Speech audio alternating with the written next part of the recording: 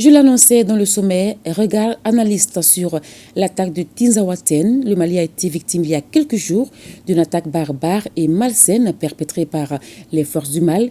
Indignation et compassion ont suivi cet acte du côté des amis et des populations du Mali. Malheureusement, cela n'a pas été le cas chez d'autres grandes puissances occidentales comme l'Ukraine qui, à travers la page Facebook de son consulat, soutient cette attaque. Notre gouvernement condamne et dénonce cette ingérence. Dans ce reportage, nous sommes allés à la rencontre de deux experts analystes qui nous font le point de la situation. C'est avec Nialou Traoré et Idrissa Traoré.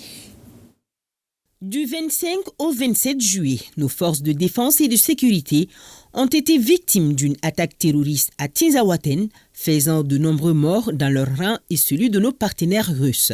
Une agression barbare vivement condamnée par les populations maliennes et les amis du Mali. Malheureusement, cet élan de compassion et de solidarité n'est pas partagé à l'international, notamment en Ukraine. L'Ukraine appartient aujourd'hui à une entité mafieuse qui est l'OTAN. En fait, c'est de ça qu'il s'agit.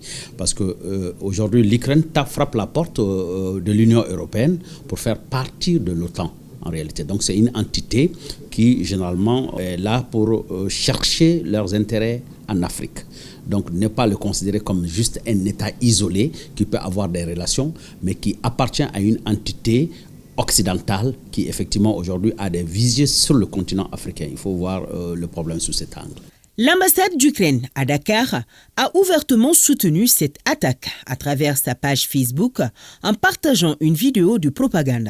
On y voit le porte-parole du renseignement ukrainien affirmer que son pays a fourni des informations aux rebelles Touaregs du CSP-PSD dans leur affrontement avec les FAMA.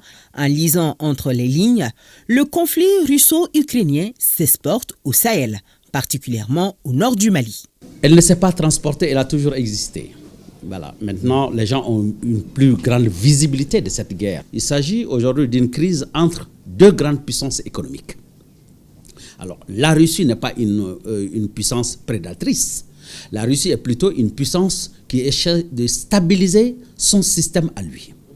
De l'autre côté, vous avez le système de l'OTAN, de l'Occident, qui est un système prédateur, qui a très peu de ressources et qui a profité de la colonisation. Parce que vous n'êtes pas sans savoir que la Deuxième Guerre mondiale, la France n'a pas beaucoup participé dans la Deuxième Guerre mondiale.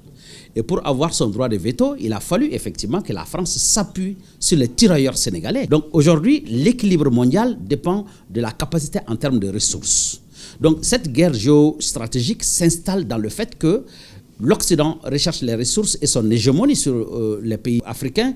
Et aujourd'hui, la décolonisation de l'Afrique va permettre à ce que la France n'ait plus d'emprise sur les pays africains. Donc leur puissance économique va chuter drastiquement s'ils ont perdu le contrôle de l'Afrique. Donc ce qui fait qu'aujourd'hui, le problème, il se déplace de la guerre économique mondiale, elle se déplace sur notre espace parce que la confrontation se fait sur notre espace. Le peuple malien et les autorités de la transition ne restent pas les bras croisés. Juste après ce comportement infâme de l'ambassadeur ukrainien à Dakar, les réactions ne se sont pas fait attendre.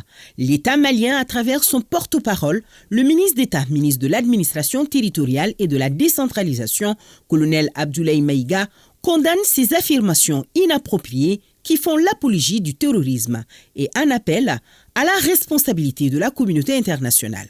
Une démarche jugée louable par nos analystes. L'État malien fait appel à l'intelligence de l'Afrique. Parce qu'on a toujours pensé que c'était une guerre du Nord, une guerre du Mali. Mais en réalité, c'est une agression contre le continent africain. Donc c'est l'ensemble du continent africain qui est agressé par l'OTAN. Mais il va bien falloir qu'on commence par quelques États.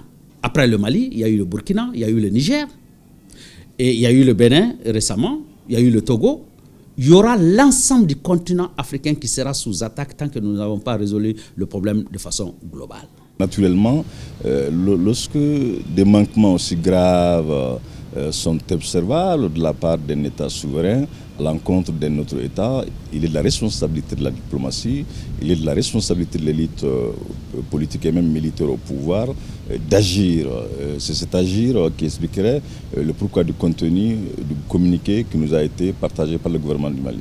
Quelle sera la suite des événements dans les prochains jours et mois à venir ? La réponse de nos experts à cette question rassure.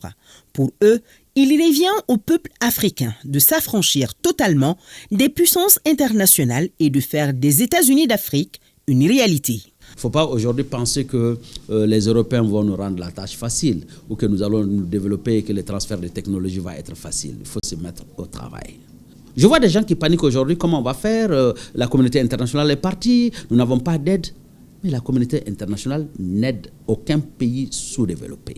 Oui, l'immensité des chantiers auxquels l'État du Mali fait l'objet, naturellement, la réorientation des efforts vers ces parties conflictuelles pourrait amener à l'État du Mali, à défaut de négliger, en tout cas minimiser son agir dans un certain nombre de secteurs tels que l'éducation, la santé et même le vivre ensemble. Donc pour dire que les jours à venir vont être intensifiés à coup sûr par le combat entre l'armée malienne et les groupes radicaux violents, mais dans le même temps, ces jours aussi, ou voire ces semaines, vont constituer une sorte de redéfinition ou une sorte de repositionnement de la diplomatie malienne vis-à-vis de ses partenaires, qu'ils soient classiques ou anciens ou nouveaux.